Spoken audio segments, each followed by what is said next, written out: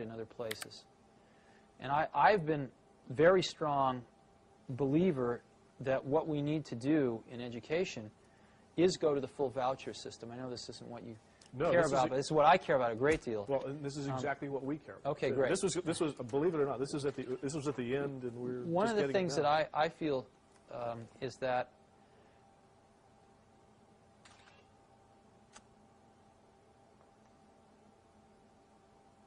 right now, you know, if you ask who are the customers of education, the customers of education are the society at large, employers that hire people, right, things like that. But ultimately, I think the customers are the parents, not even the students, but the parents. And the problem that we have in this country is that the customers went away. The customers stopped paying attention to their schools for the most part. And gave their kids to the... Well, what happened was that mothers started working, and they didn't have time to spend at PTA meetings and watching their kids' school. Schools became much more institutionalized, and parents spent less and less and less time involved in their kids' education. And what happens when a customer goes away and a monopoly gets control, which is what's happened in our country, is that the service level almost always goes down. I remember seeing a bumper sticker when the telephone company was all one, AT&T, the Bell system. I remember seeing a bumper sticker with the Bell logo on it, and it said, "We don't care. We don't have to." You know?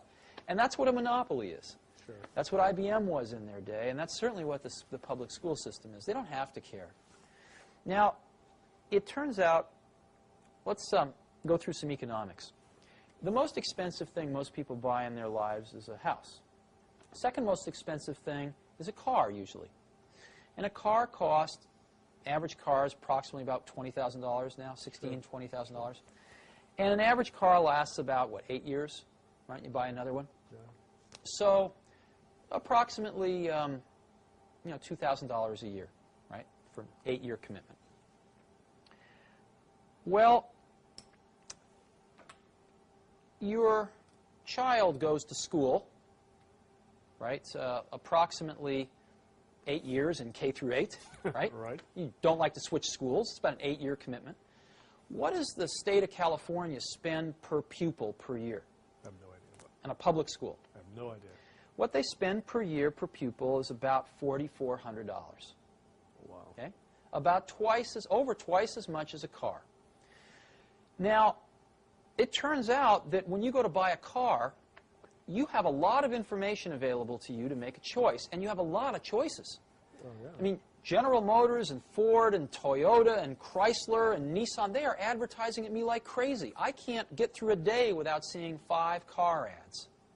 And they seem to be able to make these cars efficiently enough that they can afford to take some of my money and advertise to other people with it. Sure. So that everybody knows all about these cars. And they keep getting better and better and better each year because there's a lot of competition. But in schools, since people don't feel like they're spending their own money, they feel like it's free, right? No one does any comparison shopping. Matter of fact, if you want to put your kid in a private school, you can't take the $4,400 a year out of the public school and use it. You have to come up with, you know, $5,000 or $6,000 of your own, or even $4,400 of your own money. Sure.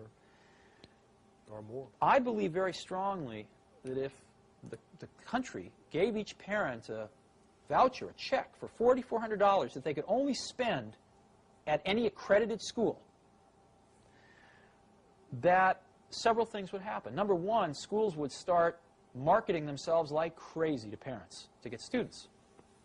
Secondly, I think you see a lot of new schools starting. I've suggested as an example, if you go to Stanford Business School, they have a public policy track. They could start a school administrator track. So you could get a bunch of people coming out of college, tying up with somebody who just got out of business school. They could be starting their own schools. Sure. You could have 25-year-old kids out of college, very idealistic, full of energy. Instead of starting a Silicon Valley company, they'd start a school. And I believe they would do far better than many of our public school teachers do. The third thing you'd see is I believe that you would see the quality of schools, again, just like in a competitive market, start to rise. Some schools would go broke. A lot of the public schools would go broke. There's no question about it. It would be rather painful for the first several years. And deservedly so. But I think far less painful than the kids going through the system as it is right now. And some people, the biggest complaint is, of course, that schools would pick off all the good kids and all the bad kids would be left to wallow together in either a private school or the remnants of the public school. To me, that's like saying, well, all the car manufacturers are going to make BMWs and Mercedeses, and nobody's going to make a $10,000 car.